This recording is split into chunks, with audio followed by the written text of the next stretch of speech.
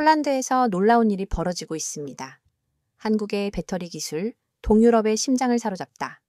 폴란드 브로츠와 비스시 전역이 한국 문화의 열풍에 휩싸였고 시내 중심캐는 김치와 비빔밥을 맛보려는 현지인들로 문전성시를 이루고 있다고 하는데요.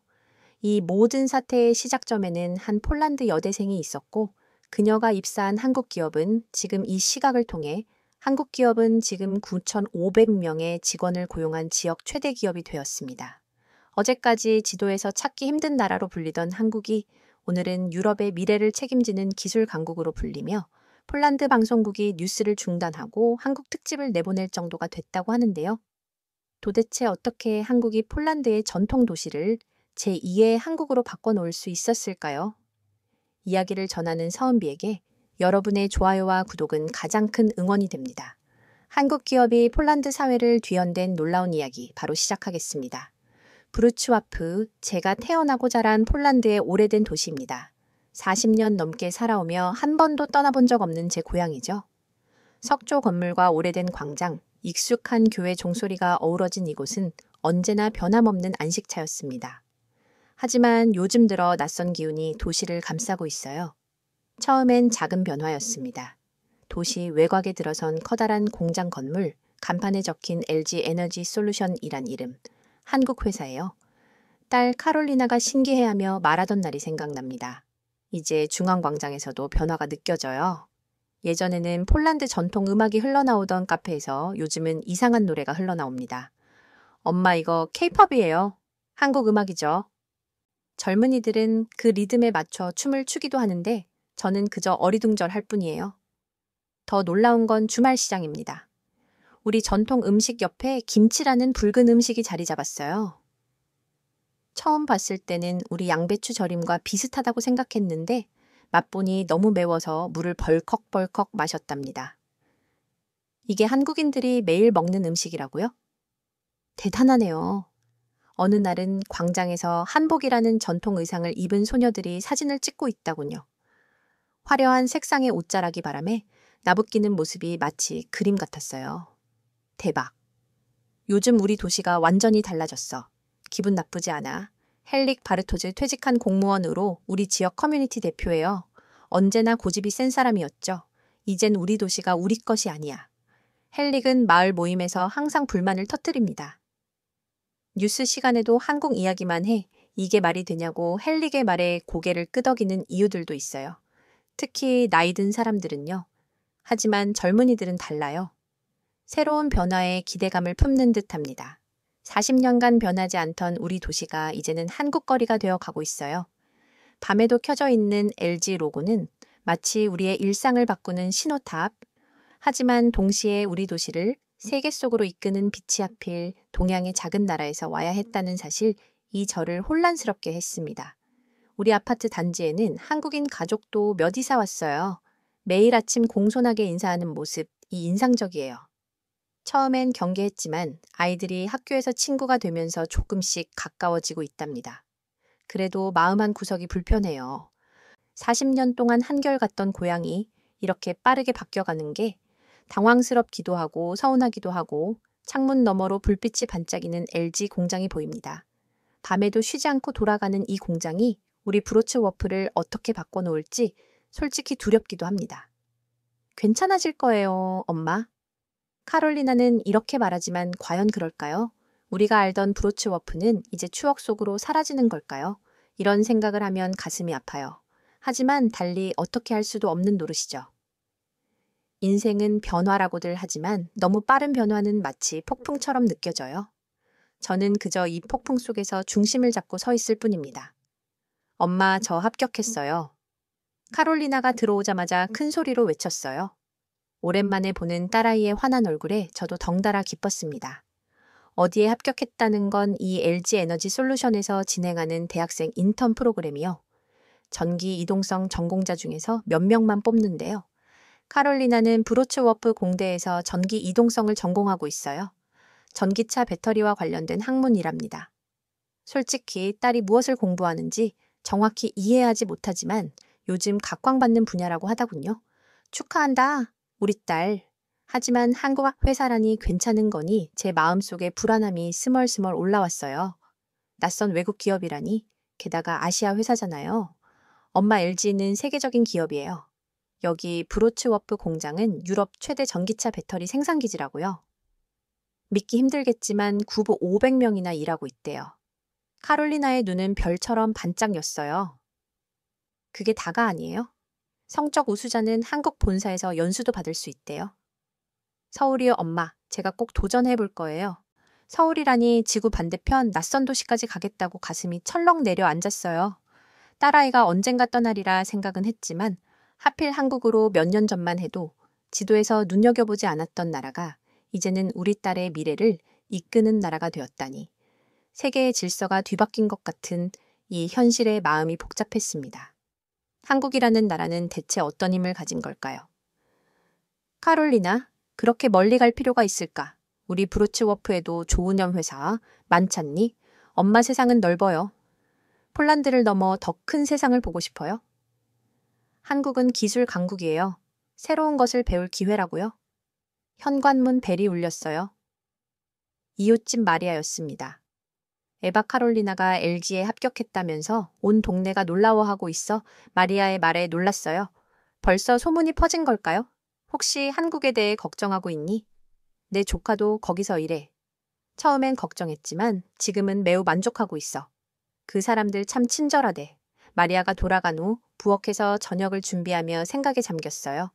한국 까만 머리에 까만 눈동자를 가진 사람들의 나라 TV에서만 봤을 뿐인데 이제 제 딸이 그들과 함께 일하게 된다니. 엄마, 무슨 생각해요? 카롤리나가 부엌으로 들어왔어요. 그냥 내가 낯선 곳에서 괜찮을까 걱정되는구나. 걱정 마세요. 공장에는 폴란드 사람들도 많이 일해요. 그리고 LG는 직원 복지가 정말 좋대요. 한국 사람들은 일도 열심히 했지 하지만 동료를 가족처럼 생각한다고 다 호해요. 카롤리나의 말에도 제 마음속 불안은 쉽게 가시지 않았어요. 어쩌면 제가 너무 보수적인 걸까요? 창밖으로 눈이 내리기 시작했어요. 하얀 눈이 온 세상을 덮으며 모든 것을 새롭게 바꿔놓는 것처럼 제 딸의 살, 또 어쩌면 우리 브로츠와프도 크게 바뀌게 될지 모르겠네요. 아침 일찍 일어나 창문을 열었어요. 오늘은 카롤리나가 LG에서 첫 출근하는 날이에요. 설레는 마음에 저도 덩달아 일찍 깼답니다. 엄마, 너무 긴장돼요. 카롤리나는 처음으로 정장을 입고 있었어요. 평소 청바지만 입던 딸이 갑자기 어른처럼 보여 가슴이 뭉클했습니다. 괜찮아. 우리 딸 넌 항상 잘해. 잤니? 카롤리나가 출근한 후 집안일을 마치고 문득 궁금증이 생겼어요. 딸이 매일 출근할 공장이 어떤 곳인지 한번 가보고 싶었답니다. 버스를 타고 도시 외곽으로 향했어요. 창밖으로 보이는 풍경이 점점 달라졌습니다. 익숙한 석조 건물들 대신 현대적인 건물들이 줄지어 서 있었어요. 버스에서 내려 걷다 보니 이게 정말 제가 알던 브로츠와프가 맞나 싶었어요. 한글로 된 간판들, 한국식 레스토랑, 심지어 식혜라는 음료수를 파는 자판기까지 있었답니다. 이거 무슨 미니 서울 같잖아. 중앙광장으로 돌아와 카페에 앉았어요. 옆 테이블에서는 젊은이들이 한국 드라마 이야기를 나누고 있었습니다. 너 사랑의 불시착 봤어? 진짜 재밌더라. 남자 주인공? 완전 멋있지 않아. 전혀 알지 못하는 이야기들, 마치 외국에 온 것 같은 기분이 들었어요. 시장에 들러장을 보는데 평소 자주 가던 과일 가게 주인이 물었습니다. 에바 딸이 LG에 취직했다면서 요즘 젊은이들에겐 꿈의 직장이라던데. 네, 그렇다네요. 부럽네. 내 딸은 아직 대학생인데 졸업하면 꼭 도전해내보라고 할 거야. 과일 가게를 나오니 헬리기 길에서 마주쳤어요. 에바, 요즘 도시가 완전히 달라졌어. 젊은이들은 폴란드 음악 대신 한국 노래만 듣고 우리 전통 음식보다 김치를 더 좋아하는 것 같아. 이러다 우리말도 곧 잊을지도 몰라. 헬릭의 말에 마음이 무거워졌어요. 맞아요. 너무 빠르게 변해가는 이 도시가 때론 낯설게 느껴집니다. 집으로 돌아오는 길, 갑자기 왠지 외롭다는 생각이 들었어요. 예전엔 이웃들과 늘 같은 생각을 나눴는데 이제는 서로 다른 방향을 바라보는 것 같았습니다. 온 도시가 한국의 열풍에 빠져드는 동안 저만 혼자 뒤처진 것 같았어요. 수십 년간 지켜온 우리의 전통은 이제 누구도 돌아보지 않는 낡은 유물처럼 느껴졌습니다. 한국이라는 먼 나라가 우리의 정체성마저 바꿔놓는 모습이 당황스러웠지만 딸의 행복한 얼굴을 그 긴 나는 미래를 어떻게 부정할 수 있을까요? 저녁에 카롤리나가 첫 출근 이야기를 들려줬어요.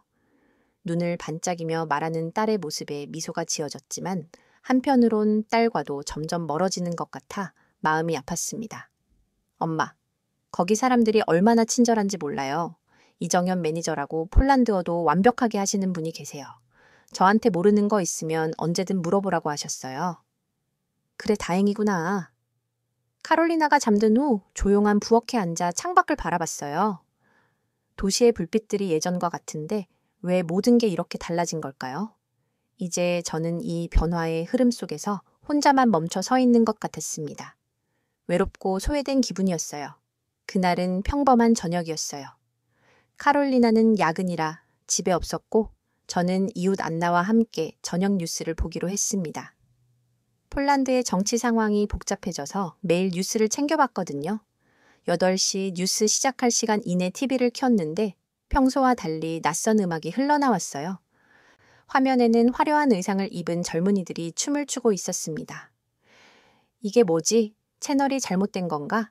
리모컨을 눌러봐도 다른 채널도 마찬가지였어요. 폴란드 최고 시청률을 자랑하는 방송국에서 뉴스 대신 다른 프로그램을 내보내고 있었습니다. 화면 하단에 자막이 나타났어요. 오늘의 특집 폴란드를 사로잡은 K컬처, 저와 안나는 믿을 수 없다는 표정으로 서로를 바라봤어요. 대체 우리 뉴스는 어디 간 거야? 그때 초인종이 울렸어요. 문을 열자 같은 건물에 사는 이웃들이 모여 있었습니다. 내봐, 너도 봤니? 뉴스가 없어졌어. 다들 혹시 이게 무슨 일인지? 아니, 다들 답답한 표정이었어요. 다시 TV로 돌아와 보니 이제는 한국 음식을 소개하고 있었습니다. 김치 담그는 방법, 비빔밥 만드는 법, 심지어 폴란드인들이 한국 식당에서 음식을 맛보는 장면도 나왔어요. 맛있어요. 매운데 중독성 있네요. TV에 나온 폴란드 청년의 말에 안나가 피식 웃었어요. 솔직히 나도 한번 먹어봤는데 나쁘지 않더라. 그 말에 모두 놀란 표정이었죠. 방송은 계속 이어졌어요. 다음은 K-뷰티에 대한 내용이었죠.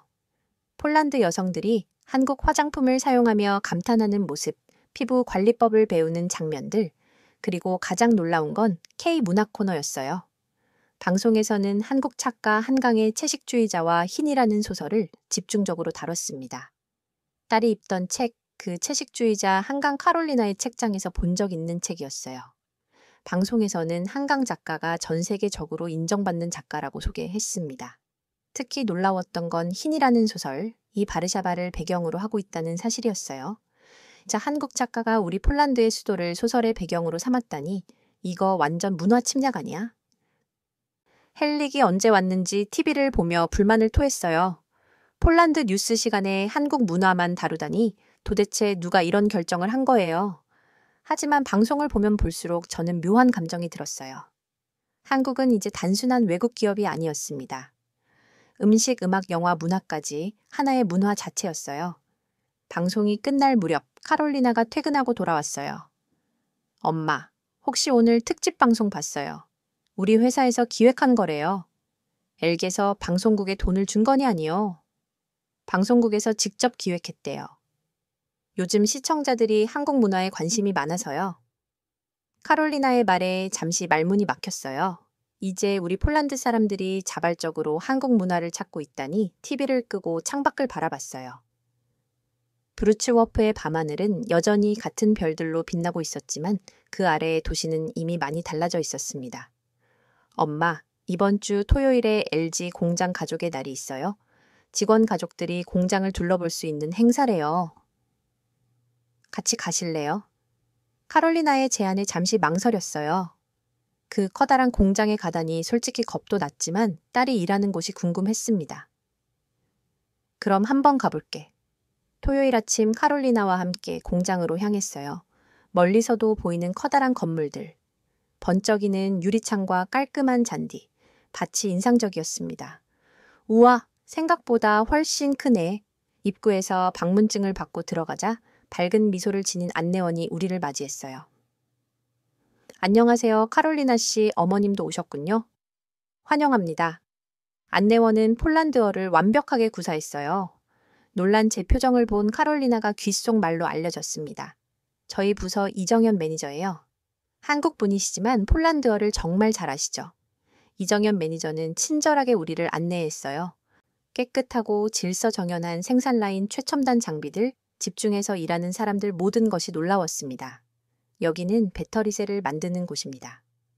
우리 공장에서는 하루에 약 3,000대 분량의 전기차 배터리를 생산할 수 있어요. 이정현 매니저의 설명에 감탄이 절로 나왔어요. 규모가 엄청났거든요. 다음은 기술 시연장으로 향했습니다. 이곳에서는 진동 센서, 전기차 배터리 여러 상, 카메라 기술 등을 직접 체험할 수 있었어요. 이건 우리가 개발한 진동 감지 센서입니다. 0.0.501의 미세한 진동까지 감지할 수 있어요. 작은 장치에 손을 대자 화면에 파동이 나타났어요.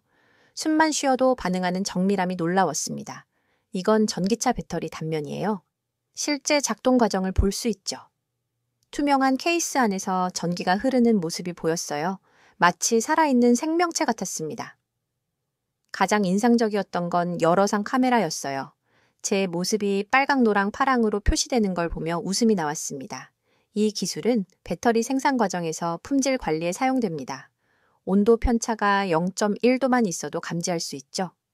견학을 마치고 직원 식당에서 점심을 먹었어요. 한국 음식과 폴란드 음식이 함께 제공되다군요. 용기를 내어 비빔밥을 선택했습니다. 맛있네요. 식사 후 이정현 매니저가 모든 방문객들을 강당으로 안내했어요. 무대 위에서는 유창한 폴란드어로 말했습니다. 여러분, 오늘 방문해 주셔서 감사합니다. LG에서 저희는 늘 이렇게 말합니다. 여러분은 고객이 아니라 파트너입니다. 우리는 단순히 제품을 만들어 판매하는 것이 아니라 여러분과 함께 미래를 만들어 가고 있습니다. 이 말에 강당이 박수로 가득 찼어요. 저도 모르게 박수를 치고 있었습니다. 공장을 나오면서 카롤리나에게 말했어요. 이제 알겠다. 한국은 그냥 전자회사가 아니었구나. 엄마가 마음에 들어 하실 줄 알았어요. 이곳은 단순한 공장이 아니라 사람을 중심에 둔 기술을 만드는 곳이에요. 집으로 돌아오는 버스 안에서 오늘 경험을 곱씹어 봤어요. 저는 지금까지 한국을 단순히 낯선 아시아 국가로만 생각했던 것 같아요. 하지만 오늘 본 것은 정밀함, 혁신, 그리고 무엇보다 사람을 중요시하는 철학이었습니다. 창밖으로 지나가는 폴란드의 풍경과 멀리 보이는 LG 공장. 어쩌면 이 조화가 그리 나쁘지 않을지도 모르겠다는 생각이 들었습니다. 화요일은 시장에 가는 날이에요. 항상 신선한 과일과 채소를 사러 브로츠워프 중앙시장에 가는 게 제 일과 중 하나입니다. 해봐, 오랜만이네. 과일 가게 아주머니 테레사가 반갑게 인사했어요. 아니면 LG 다닌다면서요. 요즘 그런 자리 구하기 하늘의 별 따기라던데. 네. 카롤리나가 운 좋게 들어갔어요. 운이 아니라 실력이지. 내 아들도 지원했다가 떨어졌거든. 정말 대단해요. 테레사가 사과를 봉투에 담으며 말했어요. 자, 이건 서비스야. 가장 달콤한 사과로 골랐어. 테레사가 사과 2개를 더 넣어주는 걸 보고 깜짝 놀랐어요. 20년 단골이지만 이런 적은 처음이었거든요. 아니에요. 이렇게 많이. 괜찮아요. 따님이 자랑스러울 것 같아서 시장을 돌아다니며 다른 상인들도 저를 알아보고 인사를 건네는 게 느껴졌어요. 예전과는 다른 눈빛, 다른 말투, 마치 제가 갑자기 중요한 사람이 된 것 같았습니다. 빵집에서 마르타를 만났어요. 오래된 이웃이죠. 네 봐. 카롤리나 소식 들었어. 한국 본사 연수 프로그램에 지원했다면서? 네, 아직 결과는 모르지만 분명 될 거야. 우리 교회 선생님들도 카롤리나 위해서 추천서 써주신다고 하셨어. 정말요? 제가 부탁드린 적도 없는데 다들 자발적으로 돕고 싶어 해. 브루츠와프에서 누군가 세계적인 기업의 본사에 가게 된다면 우리 모두의 자랑이잖아. 집으로 돌아오는 길 공원에서 헬릭을 마주쳤어요. 요즘은 별로 보고 싶지 않았는데. 에바, 잠깐 이야기 좀 할까? 벤치에 앉자 헬릭이 뜻밖의 말을 꺼냈어요. 사실 그 한국 기업이 말이야. 생각보다 진짜 괜찮은 일을 하는 것 같아. 헬릭이 그런 말을 하다니 놀랍네요. 내가 고집불통인 건 인정해. 하지만 최근에 조사해 봤거든. LG가 우리 도시에 일자리 구비 500개를 만들었대. 게다가 환경 보호에도 엄청 신경 쓴다더라. 헬릭의 변화가 신기했어요. 늘 한국에 대해 부정적이던 사람이었는데, 그리고 솔직히 말하면 내 손자도 브루츠와프 공대 전기 이동성 학과에 지원했어. 카롤리나처럼 되고 싶대. 집에 돌아와 저녁을 준비하며 생각에 잠겼어요. 불과 몇 달 전만 해도 사람들은 한국 기업을 경계했는데 이제는 우리 딸이 그곳에서 일한다는 이유만으로 저를 달리 대하고 있었습니다. 창밖을 바라보니 도시의 풍경이 눈에 들어왔어요. 석조 건물들 사이로 새로 생긴 한국 식당, 멀리 보이는 LG 공장의 불빛. 이제 이 모든 것이 저에게 낯설지 않았습니다. 카롤리나가 퇴근하고 돌아왔어요. 엄마 좋은 소식이 있어요. 서울 본사 연수 프로그램 1차 심사를 통과했대요. 정말 축하해. 우리 딸 카롤리나를 꼭 안아주며 문득 깨달았어요. 제 마음속에서 불안과 두려움이 사라지고 있었습니다. 대신 딸에 대한 자부심과 미래에 대한 기대가 자리 잡고 있었어요. 저녁 식사 후 모처럼 카롤리나와 함께 차를 마시며 이야기를 나눠갔습니다. 엄마, 처음에는 LG가 낯설게 느껴졌죠. 그랬지. 하지만 이제는 달라. 우리 도시가 한국과 함께 자라나는 것 같구나. 맞아요. 엄마 알아요. 우리 브로츠워프를 폴란드 사람들이 작은 코리아라고 부른대요. 처음엔 놀림처럼 들렸지만 이제는 자랑스러운 별명이 됐어요. 밤늦게까지 이야기를 나누다 보니 제 마음속에도 작은 변화가 일어나고 있음을 느꼈어요. 이제 브로츠워프는 예전의 도시가 아니었습니다. 그리고 저도 예전의 에바가 아니었어요. 엄마 이번 주말에 시간 있으세요? 특별한 행사에 초대하고 싶어요. 카롤리나가 아침 식사 중에 물었어요. 무슨 행사인데 LG와 시청이 공동으로 주최하는 한국문학관 특별 섹션 오픈 행사예요. 한국의 문화와 문학을 소개하는 전시회가 열린대요. 평소 책을 좋아하는 저로서는 관심이 갔어요. 무엇보다 카롤리나와 함께하는 시간이 소중했고요. 주말에 시청 앞 광장으로 향했어요. 이미 많은 사람들이 모여 있었고 커다란 천막 안에는 다양한 전시가 준비되어 있었습니다. 입구에서 이정현 매니저를 만났어요. 에바 씨 오셨군요. 카롤리나가 어머님이 책을 좋아하신다고 해서 특별히 초대했어요. 전시장 안으로 들어주자 한국의 다양한 문학 작품들이 폴란드어로 번역되어 전시되어 있었습니다. 시소설 에세이 생각보다 훨씬 다양했어요. 특히 눈에 띈 건 한강 작가의 코너였습니다. 채식주의자와 흰 같은 소설들이 전시되어 있었어요. 이 작가 정말 유명한가 봐요. 이정현 매니저가 미소를 지으며 대답했어요. 네, 한강 작가는 세계적으로 인정받는 작가예요. 채식주의자로 국제부커상을 수상했고 노벨 문학상 후보로도 자주 거론됩니다. 카롤리나가 흰이라는 책을 들고 왔어요. 엄마, 이 책 알아요? 한강 작가의 더 화이트 북이에요. 바르샤바가 배경이래요. 정말 한국 작가가 우리 폴란드를 배경으로 소설을 썼다고도 놀라운 사실이었어요. 지구 반대편 작가가 우리나라를 배경으로 아름다운 문학 작품을 만들었다니 전시장 안쪽으로 들어가자 젊은이들이 모여 한국 소설 속 문장을 암송하고 있었어요. 열정적인 모습이 인상적이었습니다. 저 학생들은 K문학 동아리 회원들이에요. 매주 모여서 한국 문학을 읽고 토론한대요. 폴란드 젊은이들이 한국 문학에 이렇게 열광한다니 신기했어요. 다음 코너에서는 한국 철학에 대한 전시가 있었습니다. 정, 한, 흥 같은 한국 특유의 정서를 설명하는 패널들이 있었어요.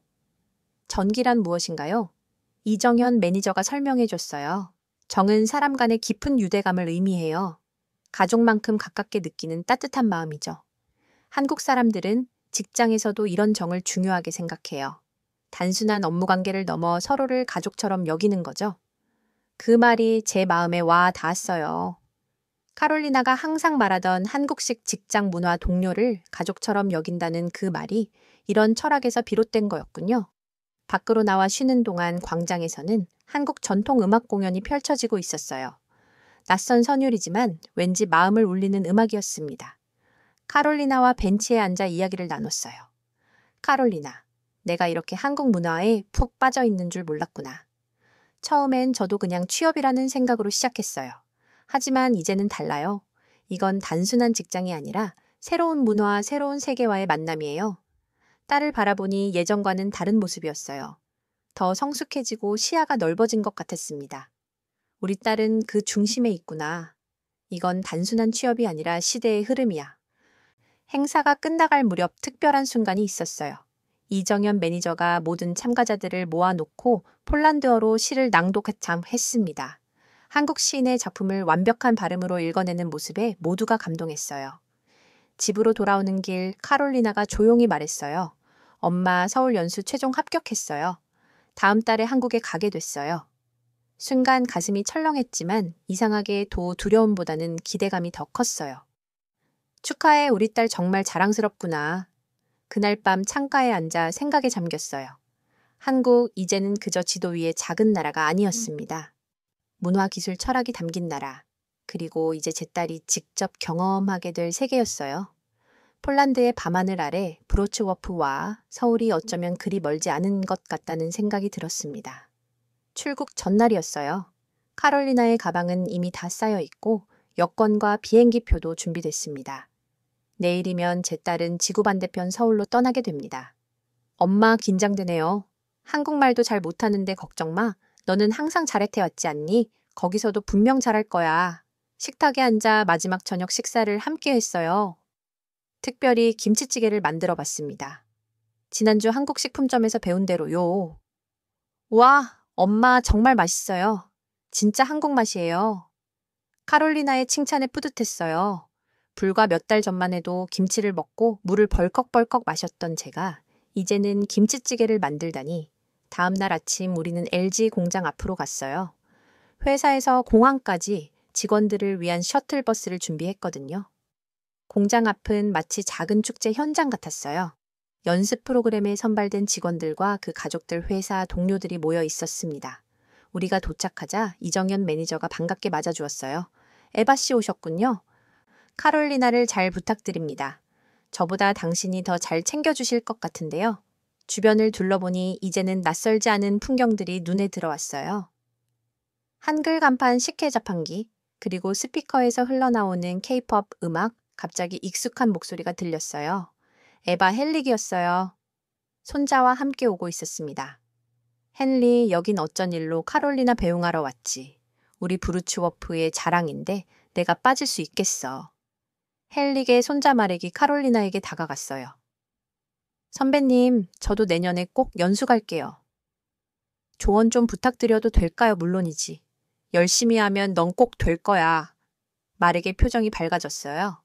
헨릭은 제게 작은 목소리로 말했습니다. 사실 나도 손자 정이 이동성 학과에 보냈어. 걔가 엘게서 일하고 싶어 하더라고. 헨릭, 당신이 변했네요. 시대가 변하는데 우리가 안 변하면 어떡해. 솔직히 말하면 난 이제 우리 도시가 자랑스러워. 작은 코리아라는 별명도 마음에 들어. 마지막 인사를 나누는 시간이 왔어요. 카롤리나를 꼭 안아주었습니다. 조심히 다녀와 한국 음식 많이 먹고 좋은 경험 많이 하렴. 네, 엄마. 걱정 마세요. 3개월 금방 지나갈 거예요. 카롤리나가 버스에 오르려는 순간 이정현 매니저가 모두에게 말했어요. 우리는 배터리를 만들지만 여러분의 미래도 함께 만듭니다.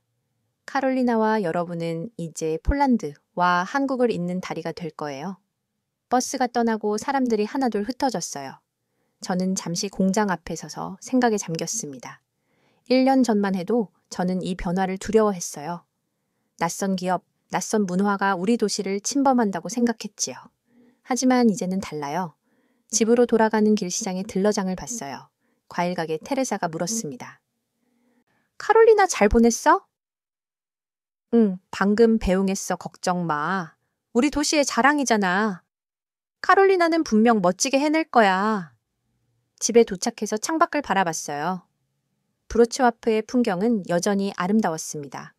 오래된 석조 건물들 광장, 그리고 멀리 보이는 LG 공장, 이 모든 것이 이제는 하나로 어우러져 있었어요. 한국의 새로운 바람이 불어와 우리 도시를 변화시켰지만 그 과정에서 우리는 더 풍요로워졌습니다. 전화벨이 울렸어요. 카롤리나였습니다. 엄마 공항 도착했어요. 곧 비행기 탈 거예요. 우리 딸 새로운 세상을 마음껏 경험하고 와. 네, 엄마 한국에서 배운 좋은 것들 브로츠와프에도 가져올게요. 전화를 끊고 깊은 숨을 내쉬었어요. 이제 저는 더 이상 두렵지 않았습니다. 이제는 한국 없이 우리 도시를 상상할 수 없어요. 작은 코리아 브로츠와프는 자부심입니다. 창밖으로 석양이 지고 있었어요. 브로츠와프의 하늘과 서울의 하늘은 다르지만 같은 별이 빛나고 있을 거예요. 그리고 그 별빛 아래 우리는 함께 미래를 만들어 가고 있습니다. 대한민국이 없으면 세계 질서는 무너진다. 이 한마디가 미국 국가안전보장회의에서 공식 선언된 순간 전 세계 외교가가 뒤흔들렸습니다. 어제까지 우리나라를 작은 동맹국 정도로 여기던 미국이 한국을 세계 전략의 핵심 축으로 격상시킨 배경에는 충격적인 사실이 있었습니다. 러시아는 북한과 군사동맹을 맺으면서도 내부적으로는 한국 기술 없이는 러시아의 미래가 없다고 절박하게 고백했고 미국 정보당국은 이 사실을 입수했습니다. 강철로 자부하던 러시아가 한국의 기술력 앞에 무릎을 꿇은 것입니다. 이 모든 변화의 중심에는 한 남자가 있었습니다. 냉철한 데이터로만 세계를 판단하던 미국 최고 전략가 에드워드 하퍼, 한때 한국을 무시해도 될 나라로 규정했던 그가 직접 목격한 충격적 진실은 무엇이었을까요? 이야기를 전하는 서은비에게 여러분의 좋아요와 구독은 가장 큰 응원이 됩니다. 그럼 오늘의 사연 시작합니다. 우리에게 필요한 것은 북한이 아니라 한국이다. 한국 기술 없이는 러시아의 미래가 없다. 러시아 지도부 내부회의에서 녹취된 이 발언들에 저는 놀라지 않을 수 없었습니다. 저는 에드워드 하퍼 워싱턴 DC 국제안보전략연구소의 수석 분석가입니다. 오늘도 차가운 아침이 밝았습니다. 연구소 창문 너머로 보이는 건물들이 아직 잠에서 덜 깬 듯했어요. 책상 위에는 수십 개의 국가 분석 파일이 놓여 있었습니다. 트럼프 대통령의 복귀 이후 세계는 다시 혼란스러워졌어요. 유럽은 미국과 거리를 두기 시작했고 러시아는 다시 힘을 키우고 있었습니다. 저는 MIT 출신의 국방부와 백악관 국가안보회의를 모두 거친 데이터맨이라고 불리죠. 숫자, 자원, 군사력, 동맹관계, 이것들이 세계를 움직인다고 믿습니다. 감정은 분석의 방해가 될 뿐이죠. 오늘은 아시아 지역 분석을 마무리해야겠군. 책상 위 파일들을 훑어보니 중국, 일본, 인도 관련 서류가 눈에 띄었습니다. 하지만 한국 관련 자료는 거의 없었어요. 솔직히 말해서 한국은 제 관심 영역 밖이었습니다. 반도체, 자동차 좋은 제품들이지만 대체 가능한 것들이죠. 저는 항상 생각했어요. 한국이 없어도 세계는 잘 돌아간다. 제 분석의 초점은 러시아와 북한의 군사 조약 가능성에 맞춰져 있었습니다. 한국은 그저 주변에 있는 소극적 조연 정도로만 생각했죠. 하퍼 보고서 진행 상황은 어때? 앨런 맥킨타이어가 제 사무실로 들어왔습니다. 워싱턴에서 가장 영향력 있는 강경파 안보자문가 중 한 명이죠. 아시아 지역 분석 중이야. 중국과 일본은 거의 끝났어. 한국은 제가 잠시 망설이자 앨런은 코웃음을 쳤습니다. 뭐하러 시간 낭비해. 걔네는 자기 이익만 챙기는 나라야. 미국이 필요할 때면 모른 척하고 필요 없을 땐 우리한테 줄을 서지. 우린 더 이상 저들을 믿을 수 없어. 앨런의 말이 제 확신을 강화했어요. 저는 컴퓨터 화면에 한국이 포함된 지도를 띄워놓고 잠시 바라봤습니다. 작은 반도 분단된 국가 주변 강대국에 둘러싸인 나라 전략적 중요성이라면 중국이나 일본에 한참 미치지 못한다고 판단했죠. 저는 키보드를 두드리며 보고서에 한 줄을 추가했습니다. 한국 전략 지도에서 저에 가는 그 순간 저는 몰랐습니다. 제가 무시하고 있는 이 작은 나라가 곧 전 세계의 전략 지도를 완전히 뒤집어 놓을 열쇠가 된다는 사실을요. 저녁이 되자 사무실 전화가 울렸습니다. 하퍼 씨, 내일 아침 긴급 회의가 있습니다. 러시아와 북한이 중대 발표를 할 예정이에요. 전화를 끊자마자 저는 컴퓨터 화면을 응시했습니다. 다음 날의 회의가 제 인생을 완전히 바꾸게 될 줄은 상상도 못했죠. 아침 일찍 연구소 상황실에 모였습니다. 화면에는 모스크바 크레밍린궁 생중계가 나오고 있었어요. 2025년 3월 러시아와 북한은 포괄적이고 즉각적인 군사협력 조약을 체결합니다. 러시아 대통령의 선언에 상황실이 순식간에 얼어붙었습니다. 이게 무슨 소리야? 우크라이나 전쟁이 아직 끝나지도 않았는데 동료들의 혼란스러운 목소리가 들려왔어요. CNN은 이미 한반도의 전면적 긴장시대 재개라는 속보를 내보내고 있었습니다. 저는 재빨리 노트북을 열어 한국의 반응을 확인했어요. 놀랍게도 서울은 조용했습니다. 결국 한국은 눈치만 보고 있군요. 전형적인 약소국 행태입니다. 한국 정부가 뭐라도 해야 하는 것도 아닌가요? 젊은 연구원 하나가 물었습니다. 아마 어떻게 대응해야 할지 모르는 거겠지. 저는 냉정하게 답했어요. 그때 앨런이 회의실로 들어왔습니다. 내가 뭘 했어? 한국은 아무것도 안 해. 지금 대통령도 없는 나라가 뭘 하겠어. 우리가 싸우는 동안에도 항상 중간만 택하지. 우리에게 맞춰줄 거란 기대는 하지 마. 저는 고개를 끄덕였지만 왠지 마음 한 구석이 불편했습니다. 회의가 끝나고 자료실로 가서 우크라이나 전쟁 관련 한국의 대응을 찾아봤어요. 한국은 우크라이나에 직접 무기를 보내지 않았습니다. 대신 풍산 등 군수기업에서 생산한 탄약을 미국에 수출했고 미국은 이를 다시 우크라이나에 전달했죠. 명확한 간접 지원이었습니다. 역시 그럴 줄 알았어. 저는 한숨을 쉬며 중얼거렸어요. 그러나 곧 다른 자료가 제 시선을 사로잡았습니다. 그들은 침묵 속에서도 세계 5대 방산국으로 성장했다. 그 누구의 도움도 없이 저는 숨겨진 자료를 보며 놀라움을 감출 수 없었습니다. 한국은 이미 러시아와의 관계 회복 가능성을 염두에 두고 있었어요.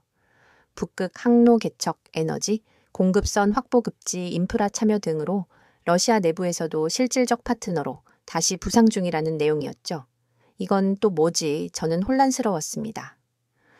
데이터는 제가 알던 것과 달랐어요. 화면을 넘기니 더 놀라운 정보가 있었습니다. 한국의 우주 발사체 기술력, 고속군수 생산 능력 등은 세계 몇 안 되는 국가적 능력이었어요. 겉으로는 조용하지만 안으로는 움직이고 있는 한국. 그런데 왜 이런 정보가 제 분석에 반영되지 않았을까요? 저는 기존 보고서를 다시 열어보았습니다. 거기엔 여전히 한국을 주연이 될 수 없는 나라로 정의해 놓았더군요.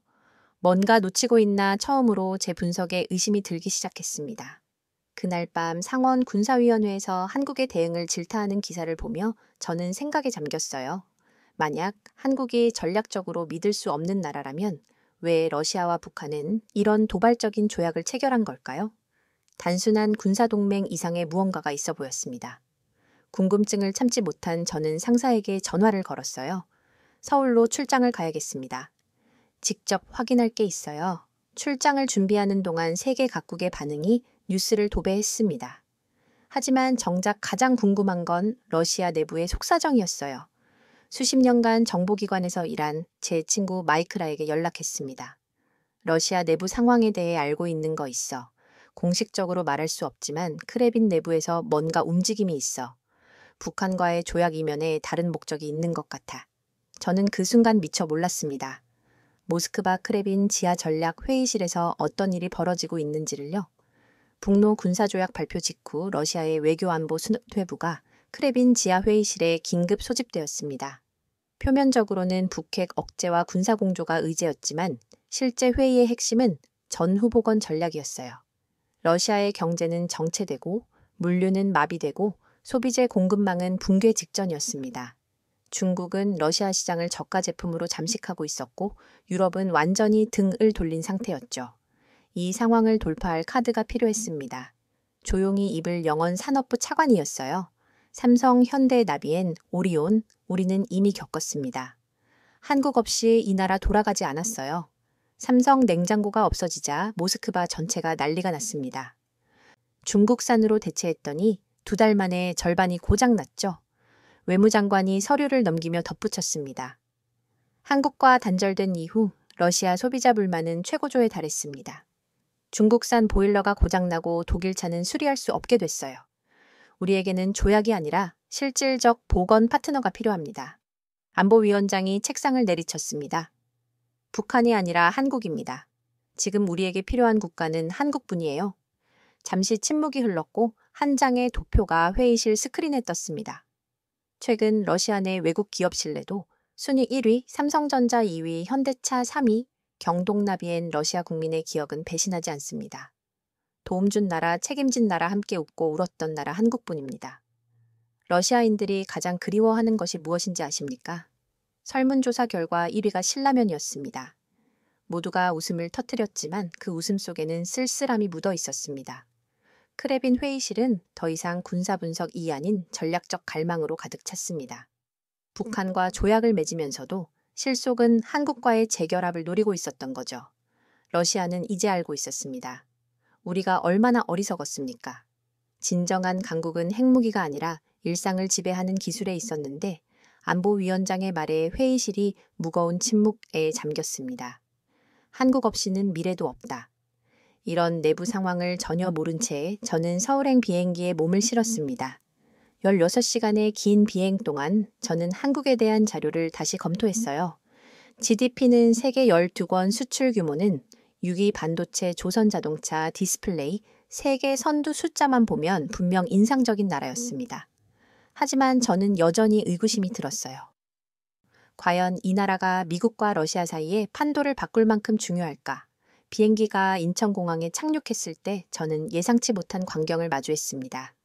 깨끗하고 현대적인 시설, 빠른 입국 절차, 그리고 곳곳에서 느껴지는 효율성. 이건 제가 상상했던 아시아의 작은 나라가 아니었어요. 첫인상부터 제 고정관념을 흔들어 놓았습니다. 공항에서 서울로 향하는 고속도로에서 보이는 풍경이 더욱 놀라웠어요. 빽빽한 아파트 단지, 초현대식 빌딩, 그리고 길가에 줄지어 서 있는 현대, 와 기아 자동차들. 한국의 진짜 모습은 뭘까? 저는 호텔로 향하며 생각했습니다. 미국에서 보던 한국과 직접 눈으로 보는 한국이 너무 달랐어요. 서울에 도착한 첫날, 저는 한국의 전략산업 데이터를 수집하기로 했습니다.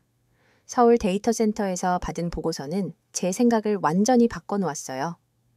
그동안 제가 외면했던 한국의 진짜 모습이 수치와 기술 자료 안에서 드러났기 때문입니다. 첫 번째 파일은 누리호 3차 발사 기록이었습니다.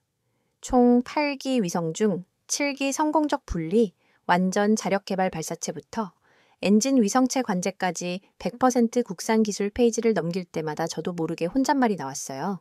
이건 단순한 미사일이 아니야. 국가의 품격이지. 다음 페이지로 넘어가자 쇠빙선 독자 건조 능력 평가 보고서가 나왔습니다. 대한민국은 쇠빙선 설계, 건조, 해양 운영까지 가능한 극소수 국가 중 하나, 러시아가 가장 필요로 하는 기술 중 하나, 북극, 항로에서의 전략적 파트너 후보 1순위. 이 보고서를 입던 중 제 눈을 사로잡는 문장이 있었어요. 러시아가 자랑하는 것은 천연가스지만 그 길을 여는 강철은 한국에서 시작된다. 강철은 러시아의 자부심이었습니다. 그러나 지금 쇠빙선조차 스스로 만들지 못하는 그들에게 필요한 것은 강철보다 강한 대한민국이었습니다. 저는 또 다른 보고서를 열었어요. 한국 조선소 탄약공장 반도체 라인 우주센터. 모두 무형의 국력이라는 공통점이 있다. 정밀하고 조용하지만 그 힘은 핵폭탄보다 강하다. 처음으로 저는 한국을 공장이 아닌 문명으로 보기 시작했습니다. 그리고 조용히 결론을 내렸어요. 이건 무기보다 무서운 기술이군. 다음 날 저는 실제 현장을 확인하기 위해 울산으로 향했습니다. 현대중공업 조선소에 도착하자 숨이 막힐 정도의 광경이 펼쳐졌어요. 거대한 LNG선이 물 위에 떠 있었고 수십 개의 크레인이 바쁘게 움직이고 있었습니다. 이곳의 연간 건조 능력은 세계 최고 수준입니다.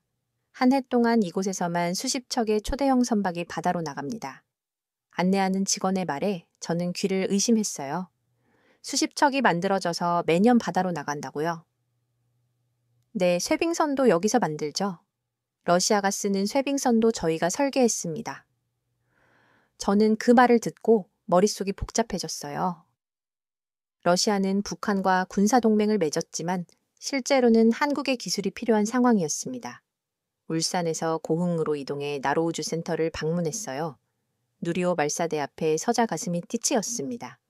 이 로켓이 완전히 한국 기술로 만들어졌다고요. 네, 처음부터 끝까지 우리 기술입니다. 미국이나 러시아의 도움 없이요. 안내원의 설명에 저는 말문이 막혔어요. 제 분석표에서 한국은 항상 기술 의존국으로 분류되어 있었거든요.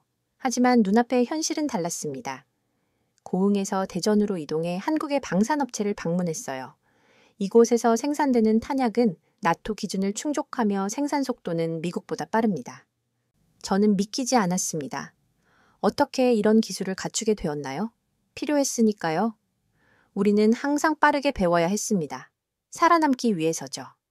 그 대답은 단순했지만 강렬했어요. 이날 저녁 호텔로 돌아와 노트에 적었습니다. 한국은 표면적 군사력보다 기술력으로 세계를 움직이고 있다. 그들의 실제 영향력은 우리의 분석보다 훨씬 크다. 창밖으로 서울의 밤 풍경을 바라보며 생각했어요. 이 나라를 제대로 이해하려면 데이터 너머를 봐야 할 것 같아. 출장 후반 저는 보고서 정리를 위해 한국 외교부 산하 싱크탱크인 국제전략연구원을 방문했습니다. 그곳에서 한국의 외교 실무자 박서윤을 만났어요. 젊지만 단단한 인상을 가진 인물이었습니다. 하퍼님 만나서 반갑습니다. 저는 박서윤이라고 해다고요. 그녀는 제 손을 꽉 잡았습니다. 놀랍게도 박서윤은 제 과거 논문들을 전부 꿰뚫고 있었어요. 아시아 전략 재편이란 논문에서 한국을 전략적 중간 국가로 평가하셨다군요. 흥미로운 관점이었습니다. 저는 당황했습니다. 그 논문은 5년 전에 썼던 것인데 누군가 세세히 읽었다는 사실이 놀라웠어요. 한국은 왜 늘 중립을 택하냐고요? 우리는 늘 전선 위에 있었기 때문입니다. 박서윤은 제 생각을 꽤 뚜레어보는 듯 말했어요. 그녀는 단호하지만 정제된 말투로 이어갔습니다. 한국이 왜 우크라이나에 직접 무기를 보내지 않았는지, 왜 러시아에 대한 비판을 절제했는지를 설명했어요. 우리가 이중적인 태도를 보인다고 생각하시죠? 그건 아닙니다. 다중의 계산과 신념이 있어요. 저는 그녀의 설명에 집중했습니다. 우리는 이미 여러 번 잊혀진 적이 있어요. 미국도 러시아도 중국도 필요할 때만 찾았죠. 그래서 우리는 스스로를 지키는 법을 배웠어요. 그 말에 가슴이 쿵하고 내려앉았습니다. 제가 단순한 이축구라고 생각했던 한국의 행보가 사실은 기억과 신뢰의 결과였던 거죠. 박서윤은 마지막으로 한마디를 덧붙였습니다. 평화는 선언이 아니라 준비입니다. 이 짧은 말이 제 뇌리에 깊이 박혔어요. 그날 밤 호텔로 돌아와 처음으로 보고서 초안을 삭제했습니다. 수치와 경고음으로 채워졌던 예측 모델 대신 처음으로 변수라는 단어를 넣었어요. 한국은 더 이상 방정식의 상수가 아니었습니다. 깊은 밤 앨런 맥킨타이어에게서 긴급 메시지가 왔어요. 보고서 초안이 유출됐어. 너 한국에 물들고 있는 거 아니겠지? 저는 답장을 하지 않았습니다. 이미 알고 있었어요. 이 나라를 이해하려면 수치가 아니라 살아온 역사 전체를 다시 읽어야 한다는 걸요. 다음 날 저는 박서윤을 다시 만났습니다. 어제 말씀하신 스스로를 지키는 법이 궁금합니다. 구체적으로 어떤 의미인가요? 그녀는 잠시 생각하더니 질문을 던졌어요. 하퍼님, 한국 전쟁을 어떻게 배우셨나요? 미국이 자유수호를 위해 개입한 전쟁이죠. 그렇게만 배우셨군요. 우리에겐 그건 나라를 잃을 뻔한 생존의 전쟁이었어요. 그 후에도 매 순간이 생존이었습니다. 그녀는 차분하게 이어갔어요. 반도체, 자동차, 선박 이런 산업들이 단순히 경제적 선택이었을까요? 아니요, 생존을 위한 선택이었습니다. 우리는 항상 다음 위기를 준비해 왔어요. 저는 충격을 받았습니다. 제가 숫자로만 보던 산업 역량, 이 사실은 국가 생존의 전략이었던 거죠. 그렇다면 러시아 북한 조약에 조용히 대응하는 것도 우리는 이미 알고 있었어요. 러시아가 정말로 원하는 건 북한이 아니라는 걸요? 저는 그 말에 놀라 물었습니다. 어떻게 그걸 알았죠? 우리는 경험으로 압니다. 국가 간 관계에서 진짜 중요한 건 말이 아니라 필요성이에요. 러시아에 진짜 필요한 건 우리 기술입니다. 그녀의 말이 제 머릿속에서 울렸어요. 필요성 그날 밤 저는 처음으로 수치가 아닌 역사와 필요성으로 세계를 재해석해 보았습니다. 워싱턴으로 돌아온 저는 다시 차가운 현실과 마주했습니다. 회의실에 들어서도 모두의 시선이 저에게 쏠렸어요. 하퍼 한국 출장은 어땠나 상관이 물었습니다. 저는 잠시 망설였어요. 제가 본 한국과 워싱턴에서 이야기하는 한국이 완전히 달랐기 때문입니다. 생각보다 복잡합니다. 무슨 말이지? 보고서는 언제 제출할 거야? 내일까지 완성하겠습니다. 사무실로 돌아와 보고서 초안을 다시 열었습니다. 첫 문장부터 모든 게 틀렸다는 생각이 들었어요. 한국 전략지도에서 저의 가능, 과연 그럴까? 울산의 조선소 대전의 방산업체, 고흥의 우주센터, 그리고 박서윤의 말이 계속 머릿속에 맴돌았습니다. 평화는 선언이 아니라 준비입니다. 보고서 제출까지 12시간 전은 고심 끝에 결정을 내렸어요. 기존 보고서 전면팩이 새로 쓴 제목은 다음과 같았습니다. 대한민국 공급망의 심장 북극, 항로의 관절 지정학의 제3축 저는 미국 내 보수적 외교, 안보 고위층에 반발을 감수할 각오를 다졌습니다. 밤새 보고서를 작성하는 동안 사무실 문이 열렸어요. 앨런 맥킨타이어가 들어왔습니다. 너 정말 보고서를 완전히 다시 쓰는 거요? 네, 너무 오래 그 나라에 있었군. 외교는 감정이 아니라 힘이야. 저는 조용히 대답했습니다. 그런데 그 감정을 가진 나라가 지금 세계를 움직이고 있잖아요. 앨런은 코웃음을 쳤습니다. 무슨 말도 안 되는 소리야. 한국이 세계를 움직여 넌 현실을 보는 게 아니라 환상을 보고 있어. 현실이요, 현실은 러시아가 북한 이 아닌 한국을 필요로 한다는 겁니다. 현실은 한국의 기술이 없으면 러시아의 북극 항로가 열리지 않는다는 거고요. 앨런은 잠시 말문이 막혔다가 다시 공격했습니다. 그래, 기술적으로 중요할 수는 있어. 하지만 세계 질서를 바꿀 정도는 아니야. 그럼 이건 어떻습니까? 저는 컴퓨터 화면을 보여줬어요. 러시아 내부 자료였습니다. 어디서 얻은 거야? 중요한 건 그게 아니에요. 보세요. 러시아 안보위원장이 직접 우리에게 필요한 건 한국뿐이라고 말했어요. 앨런은 믿을 수 없다는 표정을 지었습니다. 넌 미국의 국익을 위해 일하는 거야. 한국을 위해서가 아니라고 정확히 미국의 국익을 위해 이 보고서를 쓰는 겁니다. 우리가 한국의 중요성을 강구한다면 러시아는 그 틈을 놓치지 않을 거예요. 앨런은 아무 말 없이 사무실을 나갔습니다. 저는 다시 보고서 작성에 몰두했어요. 저는 한국 없이도 돌아가는 세계라는 전제를 완전히 폐기했습니다. 우리는 선택할 수 없습니다. 한국은 이미 시스템입니다. 옵션이 아닙니다. 보고서에는 삼성, 현대, 경동나비엔 풍산 누리호, 북극 항로 반도체, 그리고 도시락 라면까지 포함했어요. 제가 전 세계를 움직이는 하드 파워와 소프트 파워의 균형을 재정의한 것입니다. 이제 보고서가 상원에 제출되면 미국의 전략 기조가 변화할 수 있었습니다. 저는 알고 있었어요. 이 결정이 누군가에겐 배신처럼 보일 수 있다는 것을요. 그러나 저는 흔들리지 않았습니다. 저는 단순히 전환한 것이 아니었어요. 저는 변화했습니다. 아침이 밝았을 때 완성된 보고서를 제출했습니다. 상관은 제목만 보고도 놀란 표정을 지었어요. 하퍼, 이게 무슨 제가 직접 본 현실입니다. 내일 상원 청문회에서 설명하겠습니다. 국회의사당 상원전략 청문회장은 긴장감으로 가득했습니다. 저는 증언대에 앉아 준비해온 자료를 정리했어요. 하퍼 분석가님 시작하시죠. 위원장의 말에 저는 숨을 깊게 들이마셨습니다. 여러분, 러시아는 이제 한국을 원합니다. 북한과 조약을 맺은 건 명분이고 한국과 재결합하려는 게 본심입니다. 왜일까요? 러시아를 압도할 수 있는 유일한 국가가 대한민국이기 때문입니다. 고 회장의 조용한 긴장감이 돌았습니다. 삼성전자는 러시아에서 독일을 이겼고 현대차는 일본을 이겼습니다. 그리고 지금 한국은 러시아의 쇠빙선보다 더 강한 기술을 갖고 있습니다. 대한민국은 소비재, 에너지, 물류, 우주, 군수 전 영역에서 러시아를 넘어섰습니다. 청문회장이 술렁이기 시작했어요. 한 상원 의원이 반문했습니다. 러시아보다 강하단 말입니까? 저는 미소 지으며 단호히 말했어요. 러시아 안보위원장이 직접 말했습니다. 우리에겐 한국뿐이다. 적국이 인정했는데 왜 우리만 못 믿습니까? 다른 의원이 끼어들었습니다. 하지만 군사력으로 보면 러시아가 훨씬 강하지 않습니까? 군사력만으로 국가의 힘을 평가하는 시대는 지났습니다. 현대전은 기술전입니다. 러시아는 미사일은 가지고 있어도 그 미사일을 만드는 반도체와 정밀 기술은 한국에 의존하고 있습니다. 저는 화면에 우크라이나 전장 사진을 띄웠어요. 이것은 우크라이나 전쟁에서 포착된 러시아군 장비입니다. 보이시나요? 삼성 디스플레이, LG 부품 한국산 통신 장비, 러시아의 군사력은 이미 한국 기술에 의존하고 있었습니다.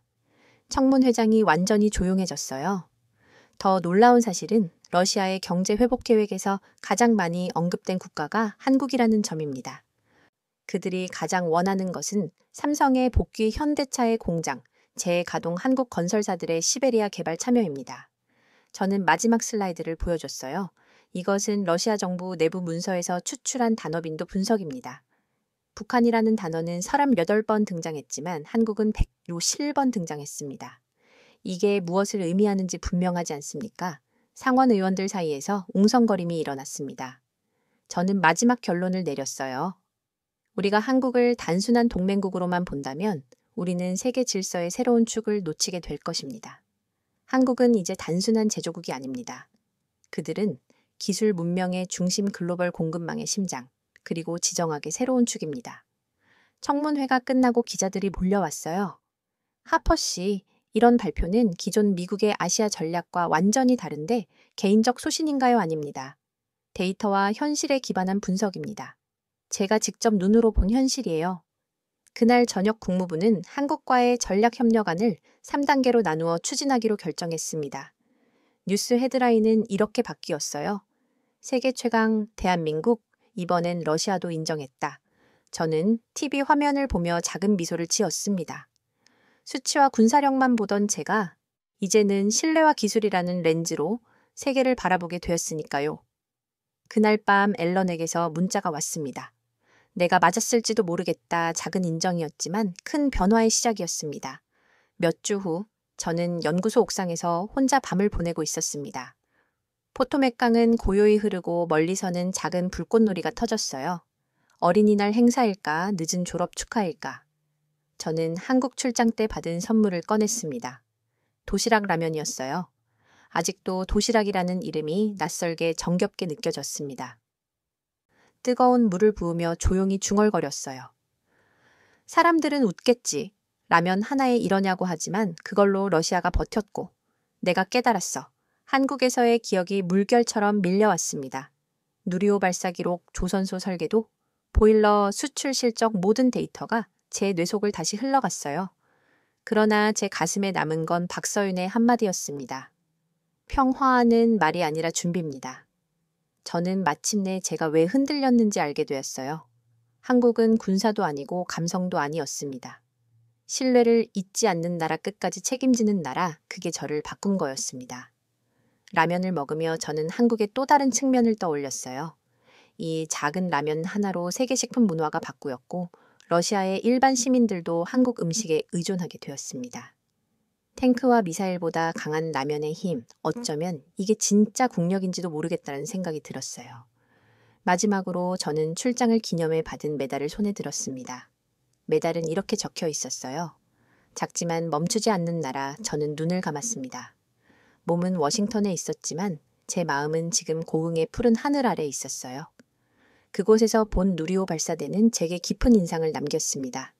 우주를 향한 도전, 전 세계가 불가능하다고 했던 꿈을 이루는 나라, 그 작은 나라가 이제는 세계의 중심축으로 인정받게 되었습니다. 휴대폰에서 알림이 울렸어요. 새로운 뉴스였습니다. 러시아 한국과의 경제 협력 재개 위한 특별 작업반 구성, 미국무부 한국 전략적 핵심 파트너 격상, 검토 모든 변화가 제 예상보다 빠르게 진행되고 있었습니다. 라면을 다 먹고 포장지를 정리했어요. 작은 봉지에 담긴 건 단순한 음식이 아니라 문명이었습니다. 제 사무실로 돌아가는 길에 문득 생각했어요. 에드워드 하퍼, 넌 이제 무엇을 할 것인가? 답은 간단했습니다.